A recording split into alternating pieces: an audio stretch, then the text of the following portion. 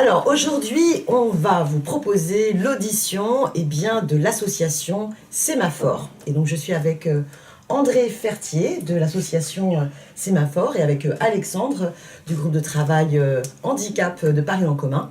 Et ben on est ravis en fait de t'auditionner, donc je te remercie. De rien, bonjour. Voilà, parce que figurez-vous que l'association Sémaphore, bien moi je l'ai rencontrée, je l'ai connue sous l'ancienne mandature, parce que c'est une association qui traite de la question de l'accessibilité universelle de la culture. Enfin bon, je dis peut-être avec mes mots à moi, je vais te dire ce que ça a pu évoquer pour moi ce combat.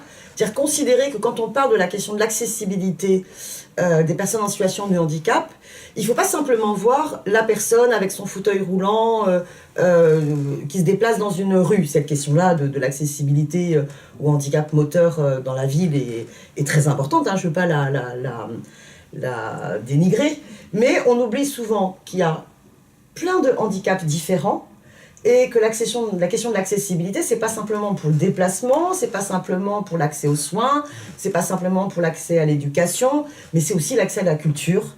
Et bien souvent, c'est la question occultée, quoi. Voilà. Donc du coup, je trouvais ça bien qu'on commence comme première audition avec cette thématique-là. Est-ce que tu peux raconter à ceux qui peuvent nous regarder quel était le super projet que vous faisiez avec le dispositif Cascade sous l'ancienne mandature ? Oui, avec plaisir, bien sûr. Bon, déjà, revenir brièvement sur le mot accessibilité. Oui. Parce que souvent, on associe accessibilité uniquement avec les personnes handicapées, alors que, y compris dans la Convention de l'ONU relative aux droits des personnes handicapées, qu'a ratifié la France, la notion d'accessibilité, c'est la notion d'accessibilité universelle, et ça concerne tout le monde. C'est pour tout le monde. C'est dans le sens, d'ailleurs, que tout soit accessible pour tous. Si demain vous cassez la jambe, vous êtes confronté à la question de l'accessibilité. Et dans vos vieux jours, vous y serez aussi. C'est la construction d'une société qui est construite par tous et pour tous. Et donc tout doit être accessible pour tous. Bon, ça c'est un objectif, c'est l'idéal. Après, en effet, c'est un grand chantier. Et c'est pour ça qu'en effet, à Sémaphore, qui existe depuis 1985, et qui a pris naissance dans la région centre, qui est de portée nationale, puisqu'on a un centre national de ressources pour l'accessibilité culturelle, conventionné avec le ministère de la Culture en tant que tel. Alors, en effet, sur Paris, on a, dans les années 2000, puisqu'on a commencé d'ailleurs par réaliser des états des lieux sur l'accessibilité des établissements culturels municipaux parisiens en 2001, ça veut dire avant même la promulgation de la loi handicap de 2005. Je dirais grâce d'ailleurs à l'intérêt, la motivation sur ces problématiques de Pénélope Comites et de Christophe Gérard, respectivement à l'époque adjoint au handicap et adjoint à la culture. Et donc on a souhaité aussi à ce moment-là proposer un dispositif, je dirais, d'accompagnement des établissements culturels municipaux. Et pour eux, c'est pas évident toujours de connaître justement, et par rapport en plus à tout type de situation de handicap et à tous âges, d'avoir les savoir-faire nécessaires pour accueillir en toute égalité des chances dans leurs établissements, et pas que dans les établissements, parce que l'offre culturelle aussi... elle peut être hors les murs. Disons que pour nous, il y a un point essentiel qu'on évoque rarement, c'est ce qu'on appelle la garantie de continuité du service public. Et la garantie de continuité du service public, pour nous, elle doit s'appliquer aussi pour la culture, c'est-à-dire pour les services publics de la culture. Il n'y a aucune raison que demain, moi, si je suis plus en capacité d'aller à la médiathèque à côté... Mais il faut que la médiathèque, elle vienne à toi. Voilà, et donc... et d'ailleurs, bon, il y a quand même des services, par exemple, de portage à domicile, mais qui ne sont pas suffisamment développés. En tous les cas, c'est pas développé de manière équitable sur le territoire à la fois national et y compris sur le territoire parisien.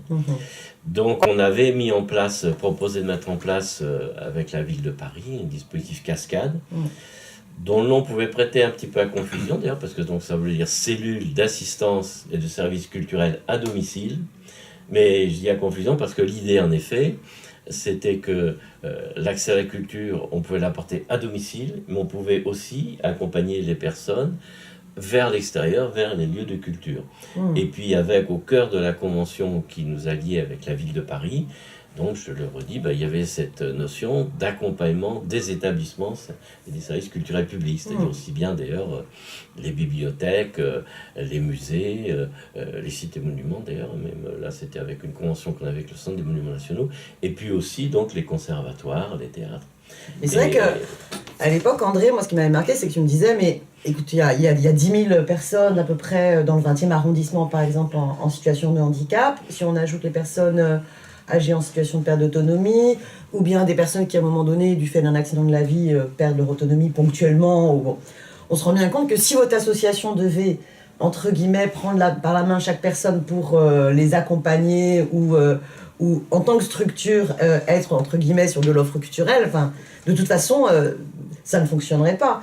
Et du coup, tout votre travail, c'est de dire, oui, mais tous les théâtres, les lieux de bibliothèque, les lieux d'exposition, en prenant en compte aussi, du coup, tous les langages artistiques, c'est eux qui doivent réfléchir, changer leur regard sur le handicap, acquérir l'expérience, les compétences, pour qu'ils soient conformes à l'idéal d'accessibilité universelle, qui en République doit garantir l'égalité des citoyens, quoi. En fait, oui. Mais du coup, ce que je trouvais très intéressant, c'est que ça permet aussi, de manière plus globale sur la conception du handicap, ne pas considérer, entre guillemets, les personnes handicapées, mais se dire, non, on doit s'occuper de changer les situations de handicap. Et ça, je trouve que ça change complètement la responsabilisation des politiques publiques, non ? Oui, parce que disons que je vois, on était encore à un colloque, je ne sais plus si hier ou avant-hier, où sur l'accès à la culture, c'était plus sur la question des personnes en précarité, avec ATD Quart Monde, avec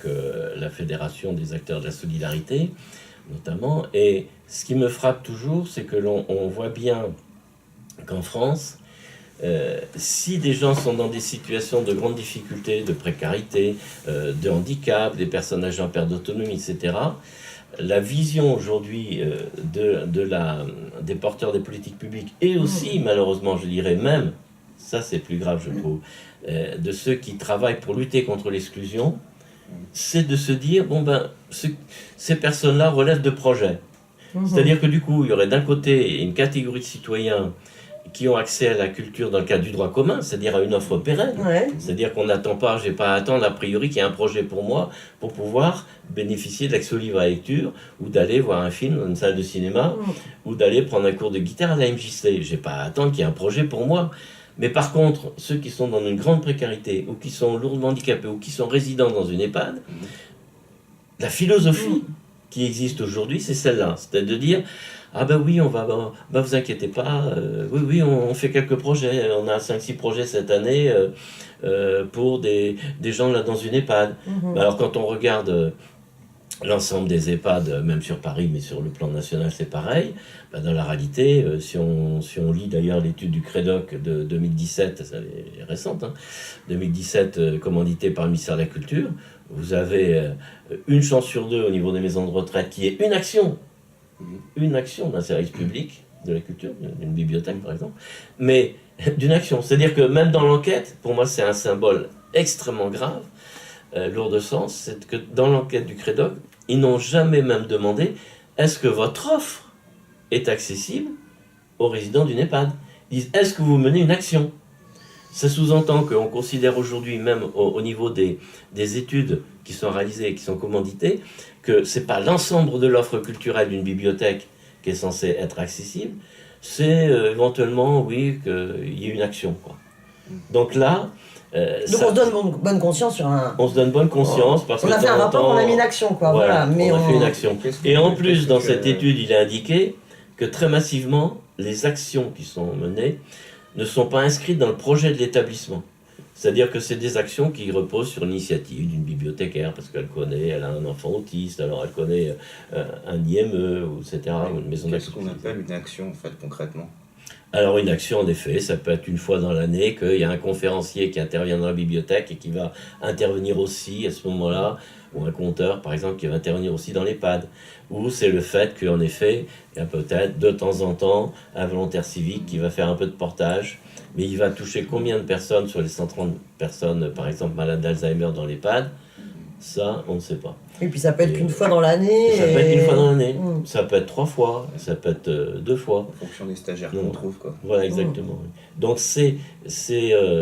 parce que c'est vrai qu'au niveau de Sémaphore, et d'ailleurs au niveau de notre historique, on a mis l'accent sur la notion des droits culturels, mais on a surtout développé, pendant, je dirais, depuis, là, ça fait quand même 34 ans qu'on existe, mais on a développé surtout le développement donc, des savoir-faire en accessibilité culturelle et artistique au regard de tous les handicaps, y compris pour les personnes âgées en perte d'autonomie, mais aussi la transmission et le développement donc, de ces savoir-faire. Mais on s'est rendu compte que finalement, ça ne suffit pas, parce que de toute façon, même si des savoir-faire existent, les responsables des politiques publiques et les responsables d'établissements, aussi bien d'ailleurs culturels, sanitaires, médico-sociaux, n'ont pas compris la notion des droits culturels, n'ont pas compris que l'article 27 de la Déclaration universelle des droits de l'homme, c'est toute personne doit pouvoir participer librement à la vie culturelle.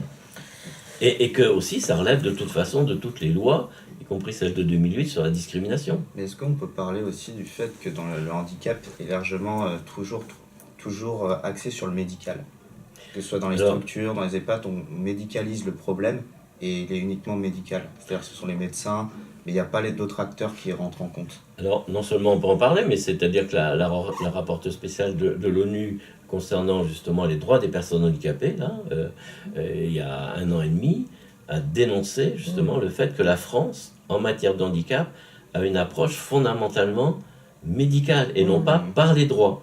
Moi-même qui ai siégé, là ça fait que quelques semaines qu'on ne siège plus, mais pendant donc 12 ans à la CDAPH de Paris, c'est la Commission d'accès aux droits et à l'autonomie des personnes handicapées de la ville de Paris, il a fallu régulièrement que je rappelle à l'ordre des médecins qui ont en effet une approche massivement médicale. Je donnerai 2 exemples.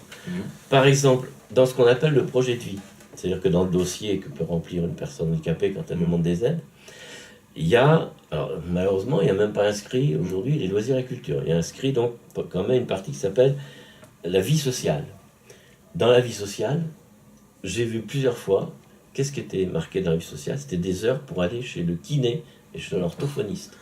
C'est ça la vie sociale. C'est vraiment, on enferme... Et autre exemple, quand tout d'un coup on nous décrivait la situation d'une personne autiste avec des situations assez complexes à gérer, et tout le dispositif de prise en charge qui est indiqué, bon, je posais la question de son accès aux loisirs et à la culture. Et certains médecins me traitaient d'inconscient, d'ahuri, que je sortais tout d'un coup la cerise sur le gâteau. J'étais obligé de leur rappeler, et d'ailleurs c'est Sémaphore qui avait été à l'initiative d'une pétition nationale au moment des travaux sur la loi de 2005, que l'accès à la culture a été reconnu dans la loi handicap de 2005 comme justement faisant partie de la liste des besoins essentiels à l'existence et ouvrant droit à compensation. Alors, malheureusement, peu de gens le savent, peu de familles le savent, peu de travailleurs le savent. C'est-à-dire qu'aujourd'hui, grâce à ce décret sur la prestation de compensation du handicap, une personne sous critère d'éligibilité, revenu handicapé, peut bénéficier de 30 heures d'aide humaine par mois pour être accompagné, pour aller prendre un cours de guitare, pour aller faire une sortie au musée, etc. Alors justement, c'est maintenant toute la bataille plus législative voilà, aussi, que vous continuez, législative, mais qui est nationale et mondiale. Oui. Hein, je vois, tu nous as transmis ce manifeste fondateur. Toute personne a le droit de prendre part librement à la vie culturelle de la communauté. Cet appel pour un pacte culturel mondial. Voilà. Est-ce que tu peux nous en... Disons que dans la continuité de mobilisation à la fois régionale, nationale, et tout particulièrement on a organisé en 2017 au Sénat donc des assises nationales droits culturels et politiques publiques. Dans cette continuité, on a travaillé donc sur un appel pour un pacte culturel républicain au niveau national. Je dirais pour travailler sur 2 axes. Il y a en tous les cas, je vois un double problème. C'est-à-dire qu'au niveau des élites intellectuelles, médiatiques, politiques, les droits culturels et le vivre ensemble sont réduits en permanence au questionnement identitaire et à l'immigration. D'ailleurs, on peut remarquer que, et moi je le regrette en tous les cas, que dans la lettre d'Emmanuel Macron aux Français, mais il n'est pas le seul, tous les présidents de la République ont fait cette erreur, quand il parle du vivre ensemble et de la cohésion sociale, il rattache ça uniquement à la question de l'immigration. Et quand les gens défilent dans la rue, que ce soit au moment de la marche pour Charlie, ou que ce soit hier par rapport à l'antisémitisme, et où le vivre ensemble est brandi, jamais dans les esprits et dans les médias, on évoque que le vivre ensemble doit poser la question aussi de la ghettoisation des personnes âgées dans les EHPAD. Normalement, et je suis heureux d'ailleurs que le Comité consultatif national d'éthique ait parlé bien de... C'était il y a quelques mois dans son rapport sur les EHPAD de ghettoisation, et soulevé le problème d'un manque d'action culturelle. Moi, j'aime mieux parler d'absence de continuité du service public de la culture pour les personnes vivant en EHPAD. Mais donc, dans ces manifestations, quand les gens descendent de la rue, ils oublient les personnes lourdement polyhandicapées, ils oublient les personnes autistes, qui sont 700 000 en France, ils oublient les malades d'Alzheimer, 1 million de personnes, près d'1 million de personnes. Ils oublient donc des millions de citoyennes et citoyens qui, a priori, n'ont pas à être exclus de ces questionnements sur le vivre ensemble. Et donc, à la fois au niveau de cette notion du vivre ensemble, et à la fois la notion des droits culturels, on croit que dès qu'on parle de droits culturels, j'ai eu affaire à plusieurs élus à la culture à Paris et dans des arrondissements, dire ben non, mais nous, vraiment, nous on fait que ça. On parle que des droits culturels et on les défend, à la preuve, on s'occupe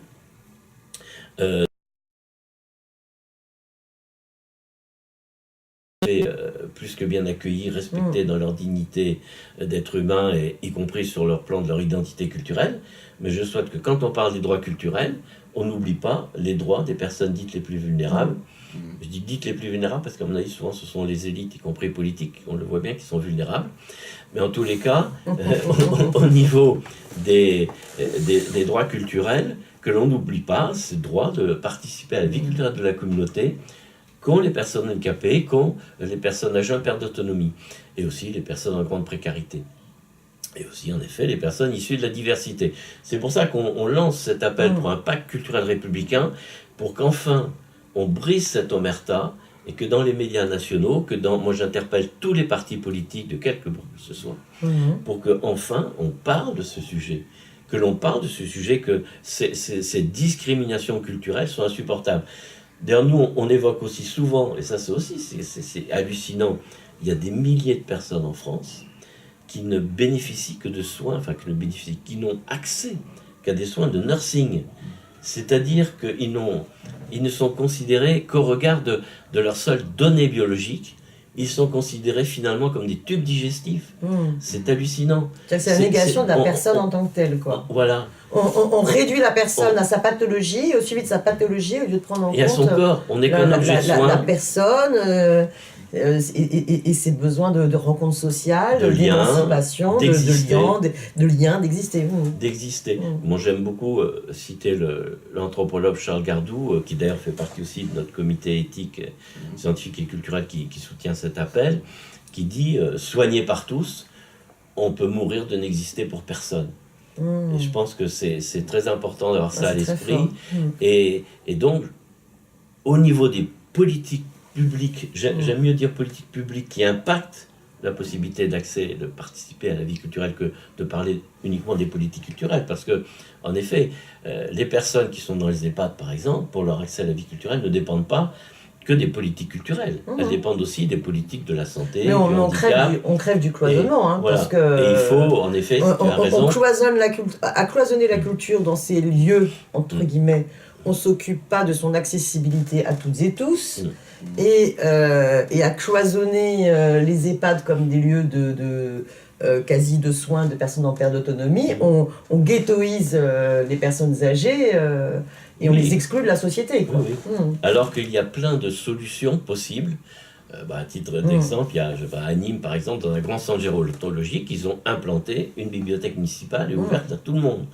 Nous, on a impulsé aussi à Montargis, par exemple, dans le cadre du contrat local de santé, l'idée que la bibliothèque puisse implanter des points relais de la bibliothèque au sein d'EHPAD, mais ouverts à la population. Ce qui fait que ça draine aussi la vie.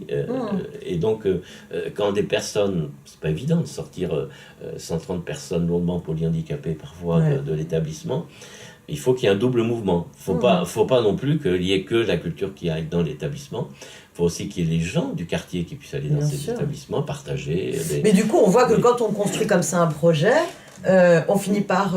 on va peut-être commencer par se poser enfin la question de l'EHPAD, puis après on va se rendre compte, ah ben oui, puis il y a les personnes autour qui ont des problèmes de mobilité, puis finalement on va s'occuper de l'accessibilité de toutes et tous. Donc c'est ça qui est... Voilà, dès qu'on sort des murs et qu'on se préoccupe de l'accessibilité... Et puis je pense que la question finalement c'est de renverser les priorités des services publics de la culture, que ce ne soit plus une option d'éventuellement, de temps en temps on va faire une action pour le foyer là où il y a des personnes autistes ou là où il y a un institut avec des personnes polyhandicapées. Non, ça devrait être la priorité, que je dirais la fonction régalienne de l'État et aussi des collectivités territoriales soit déjà de garantir cet accès aux personnes qui sont le plus avec déjà des accidents de la vie, et que ensuite, de toute façon, si on rend la culture accessible pour ceux qui ont le plus de difficultés, elle sera accessible pour tout le monde. Exactement. Alors il y avait un super outil, c'était le dispositif Cascade, on en parlait au tout début. Et là, c'est à partir de 2014, nouvelle mandature. Oui. Bruno Julliard, adjoint à la culture. Bruno, tu le sais, si jamais tu regardes cette vidéo, je suis très en colère contre cette décision qui a été monstrueuse. C'est-à-dire, sous couvert d'austérité, de baisse des moyens, et puis aussi, je pense, sous couvert d'incompréhension politique et de refus d'assumer ce que ça signifiait ce dispositif, du jour au lendemain, les budgets ont été stoppés. Et grosso modo, on vous demandait à vous, écoutez, répondez aux appels à projets pour accompagner tant de public vers une offre culturelle, alors que vous faisiez tout un travail justement de réseau pour que les structures changent leur accessibilité et acquièrent une compétence... C'était au-delà même d'un travail de réseau, puisque sous Bertrand Delanoë, un travail soutenu par la ville de Paris avait été très engagé pour élaborer un référentiel d'accessibilité des lieux d'enseignement et de pratique artistique pour les personnes handicapées. Des icônes sur les c'est un outil d'appui méthodologique. Et justement pour voir comment chaque établissement public puisse travailler en coopération avec les institutions sanitaires médico-sociales de proximité. C'était assez loin, puisqu'on avait même présenté à tous les directeurs des centres d'animation ce projet. Ça a été aussi donc validé par un groupe de travail, et il y a eu un accord intercabinet quand Bruno Julliard a été nommé pour justement le présenter à tous les directeurs des conservatoires. Il y a eu même successivement 2 dates de fixées. Et ce qui est incroyable, c'est que finalement des financements publics qui ont été mobilisés pour faire ce travail qui a duré sur 4-5 ans, il y a eu un arrêt net. Quel gâchis. Et il y a eu un arrêt net, et je veux dire qu'avec un mépris énormément des gens qui se sont impliqués sur ces sujets.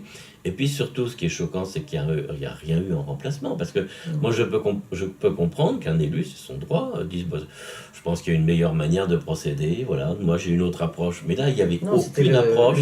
Ça a été l'approche de détruire, y compris la suppression des lettres d'information sur l'accessibilité culturelle qui était diffusée aussi. Enfin, il y avait un volet culture dans la lettre de la MDPH de Paris, papier et électronique, elle a été totalement supprimée. Il y avait la lettre, en effet, Cascade sur l'accessibilité culturelle, et aussi avec le répertoire de l'accessibilité culturelle parisienne régulièrement diffusé, c'était totalement supprimé. C'est vrai que de toute façon, reconnaître en public, comme l'a fait les responsables de la DASES, que c'était Sémaphore qui apportait le plus de contributions, c'est pas nous qui l'avons dit, qui apportait le plus de contributions, notamment aussi pour l'élaboration du schéma départemental de l'autonomie pour le volet culture, et finalement passer de 50 000 € de subvention à 0 centime d'euro, c'est quand même quelque chose d'assez spécial. Donc ça fait partie des axes programmatiques pour 2020 à restaurer complètement, parce qu'en plus je pense que c'est central, quoi. On ne peut pas avoir un projet de société qui soit celui de l'émancipation et dans les politiques locales, occulter la question de la culture et son articulation avec l'accessibilité universelle. Bien sûr. Et puis je pense que les enjeux sont absolument considérables, parce qu'aujourd'hui, tout le monde, je pense, s'accorde à dire que ce qu'il faut, c'est replacer de l'humain dans le projet de la société. Or, en travaillant justement sur les personnes qui sont les plus vulnérables, que ce soit d'ailleurs, on le voit dans des centres de la protection sociale de l'enfance, que ce soit en effet les personnes âgées en perte d'autonomie, c'est comme ça que l'on réinjectera de l'humain au cœur du projet de notre société. Et je pense que la vie culturelle, ce qui est intéressant dans la vie culturelle, c'est que c'est la culture qui permet des espaces de partage, de respect des uns des autres, de découverte de la richesse des uns des autres, y compris d'ailleurs dans la diversité des identités culturelles. Et j'aime plus parfois même parler de ressources culturelles, parce que chacun, on a un parcours au fil de sa vie et on se nourrit finalement de différentes racines, de différentes cultures. Et puis ce qui me choque toujours, parce que ça, c'est ce qui a nourri mon engagement au départ. Ce qui a nourri mon engagement au départ, c'est que j'ai fait un constat très enthousiasmant, c'est le fait que j'ai travaillé aussi en neurochirurgie avec des gens dans le coma, en sortie de coma, et j'ai vu que même dans des cas de handicap extrêmement lourds, quelqu'un qui peut juste bouger un doigt, par exemple, comme Jean-Dominique Bauby, qui a écrit Le Scaphandrier et le Papillon, qui a été mis en film, on peut toujours trouver des solutions et rendre un environnement capacitant.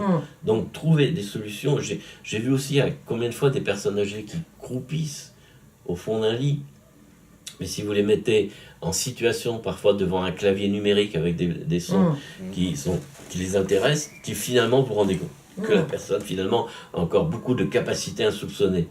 Donc la question, c'est d'avoir en effet le respect de la dignité de qui que ce soit et de faire en sorte que l'environnement soit capacitant pour que ces capacités puissent être réveillées et aussi, selon ses souhaits, selon ses goûts, selon ses envies, qu'elle puisse en effet continuer à exister, tout simplement. C'est profondément choquant qu'on soit dans une société aujourd'hui où on continue à avoir une omerta sur ce sujet. Je n'arrive pas à ce que des médias, même du service public, comme France Inter par exemple, qui pourtant font des cycles de conférences sur la méditation, sur des tas de sujets comme ça, refusent. Il y a des journalistes, je pense, comme Nicolas Demorand, qui ont refusé plusieurs fois à ce que la question des politiques culturelles, par exemple, la prise en compte des personnes qui appellent les politiques culturelles, soit traitée. C'est un sujet tabou, c'est une omerta. Aucun média. Là, je suis en train de finir je l'ai fini, je veux dire, un ouvrage qui va paraître, qui s'appelle... Les damnés de la culture. Les damnés de la culture, et plaidoyer pour un pacte culturel républicain. J'ai étudié une 50aine d'ouvrages qui parlent des politiques culturelles. Jamais aucun ouvrage portant sur les politiques culturelles ne parle des personnes handicapées ou âgées en perte d'autonomie. Je dois reconnaître, une seule exception, c'est que Christophe Girard, dans son livre sur la politique culturelle, en a parlé un peu. Et je lui rends hommage là-dessus, parce qu'en effet, c'est rarissime. Frédéric Mitterrand prenait plus de temps pour parler de ses rêves sexuels à la télévision que de parler du sujet, pourtant, que je lui ai abordé avec lui à plusieurs reprises, de la politique de ségrégation culturelle qui persiste en France concernant les personnes âgées en perte d'autonomie. Quand il a fait publier son livre Le désir et la chance, 360 pages avant la fin de son mandat, il n'y a pas une seule fois le mot personne handicapée ou âgée en perte d'autonomie. Des millions de citoyens.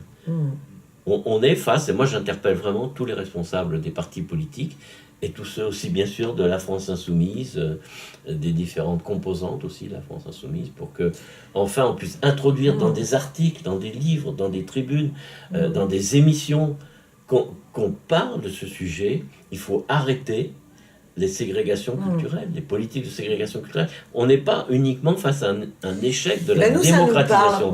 Nous, ça nous parle, et c'est pour ça qu'on est très content que la première audition de Parler en commun d'associations sur la question du handicap, ce soit sous l'angle de la culture, et on peut dire aussi inversement, c'est la première audition culturelle que nous faisons, tu vois, donc parce que faut le prendre aussi dans l'autre sens. Bien sûr, absolument. Voilà. Et moi, j'invite aussi à rejoindre le collectif national Droit culturel et vivre ensemble. Très bien. Agapé, il y a sur internet.